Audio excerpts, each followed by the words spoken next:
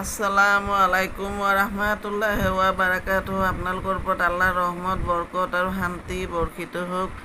আউযু বিল্লাহি মিনাশ শাইতানিৰ ৰাজিম। বিসমিল্লাহিৰ ৰাহমানিৰ ৰাহিম। খেদা খোৱা শয়তানৰ প্ৰচলনিৰ পৰা আল্লাহ তুমি আমাক ৰক্ষা কৰা। পৰম কৰুণাময়, পৰম দয়ালু আল্লাহ তাআলাৰ নামত আৰম্ভ কৰোঁ। আজি সূৰা আজ-জুখৰুফ অৰ্থ সোণৰ অলংকাৰ। সূৰাটোৰ ১৮ আৰু ১৯ নম্বৰ আয়াত পঢ়ি শুনাব খুজিছোঁ। আশা কৰোঁ আপোনালোকে শুনি অশেষ সৱাব অৰ্জন কৰিব পাৰিব।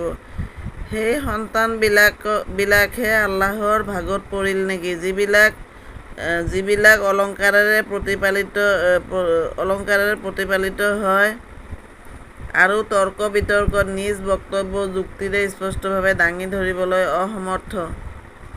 সিহঁতে দয়াময় আল্লাহৰ বিশিষ্ট বান্দা ফিৰিষ্তাসকলক নাৰী জ্ঞান কৰে। সিহঁতে তেওঁলোকৰ দৈহিক গঠন দেখিছেনে? সিহঁতৰ এই উক্তি লিপিবদ্ধ কৰা হ'ব আৰু তাৰ বাবে সিহঁতে কৈফিয়ত দিব লাগিব। সমাপ্ত।